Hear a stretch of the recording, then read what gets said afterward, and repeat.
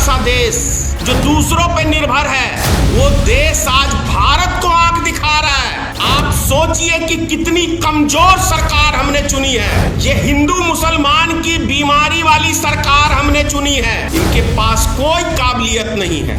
अरे भाई, अपने देश के नागरिकों को मरवा के कौन सी बहादुरी का तंबा हासिल कर रहे हो? देश को बर्बाद करके कौन सा तंबा हासिल कर रहे हैं प्रधानमंत्री जी? देश की अमन शांति छीन के कौन सा बहादुरी का काम कर रहे हैं आप?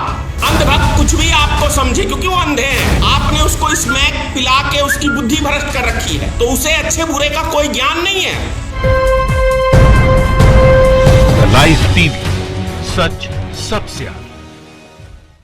मोदी जी का भाषण आप सबको याद होगा। मोदी आंख में आंख डाल के बात करता है, 56 इंच का सीना है। याद है? भूल गए ये भाषण मोदी जी का। लेकिन दरअसल मोदी जी कहते, उनके कहने का तर्क हमेशा उल्टा होता है।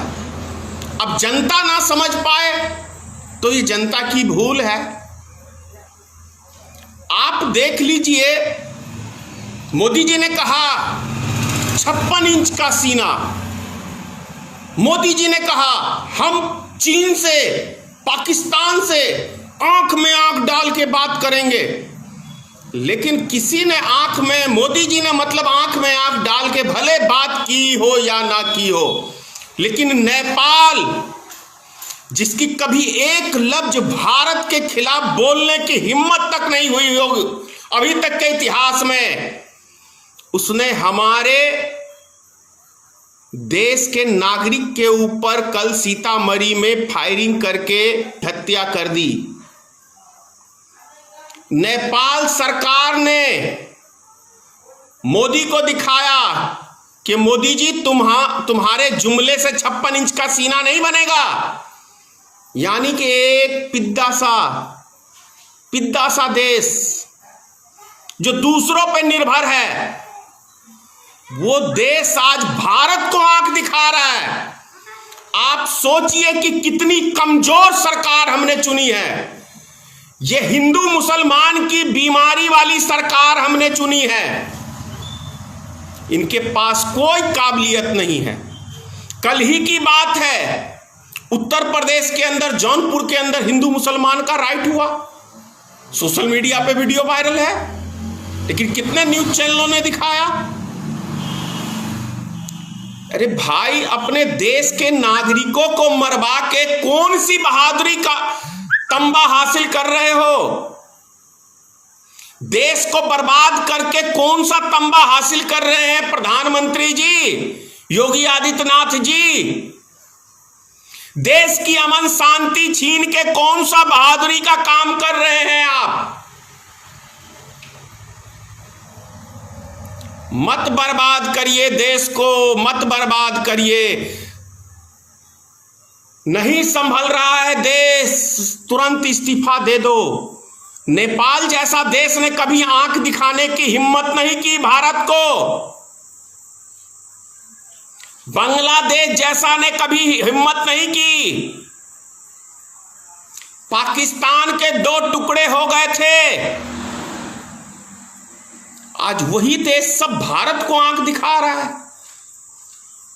2500 किलोमीटर जमीन आपकी सत्ता में चाइना ने कब्जा कर लिया, और आप मीडिया में अब्बा उड़ाए जा रहे हैं।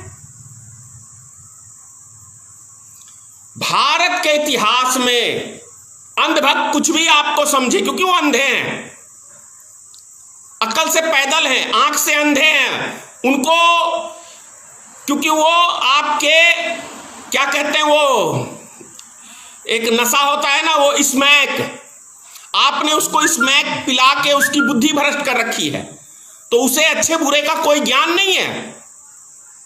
कहां हमारा मुल्क जा रहा है, कहां हमारा समाज जा रहा है, हम दुनिया की नजर में कहां चले गए हैं। वो अंधभक्त, उनका काम है, कोई अच्छी बात कहेगा वो उल्टी सीधी गालियां देंगे, क्योंकि इसलिए अंधभक्त हैं, क्योंकि उनको समझने की शक्ति नहीं है उनके पास। आपने उनका माइंड जो है ना, जैसे वो तालिबान बच्चों को ले जाके उनके दिमाग में नफरत पैदा करके भर देते थे और उसको यूज करते थे, वही तालिबान का हिसाब किताब एक आरएसएस संगठन है। वो भी छोटे छोटे बच्चों के दिमाग में नफरत पैदा करने का काम आरएसएस करती है और भारतीय जनता पार्टी करती है। उससे मुल्क नहीं चलेगा, उससे मुल्क नहीं चलेगा, उससे मुल्क बर्बाद होगा। भले वो कुछ जाति संगठन के लोग हैं उसके अंदर, उनका इतिहास ही कुछ सही नहीं रहा है मानवता के खिलाफ, वो वर्चस्व के लिए किसी को रौंदने के लिए तैयार रहते हैं, वो इसीलिए वो संगठन है। वो एक जाति विशेष का संगठन है आरएसएस। उस संगठन में जाने वाले महामूर्ख लोग होते हैं, जो बाकी समाज के लोग जाते हैं वो अज्ञानी हैं, सदियों से हैं और यदि नहीं संभले तो रहेंगे आगे भी ऐसा।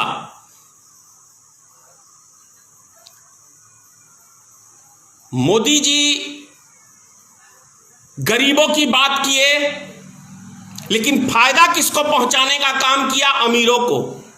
किसी गरीब को फायदा नहीं पहुंचाने का काम किया है। समझिए, ज्यादा क्या कहूं, समझिए। देश के हर नागरिक से कह रहा हूं, आपने गलती की है, उसका खामियाजा आप लोग भुगत रहे हैं। बिहार में चुनाव है विधानसभा का, अक्टूबर नवंबर के अंदर। भगाइए ऐसी सरकार को जो सरकार रोजगार न दे सके, जो सरकार जनता को अमन शांति न दे सके, जो सरकार जनता में तनाव पैदा करे, वैसी सरकार को भगाइए, भगाइए, भगाइए। लाइव टीवी, सच सबसे आगे।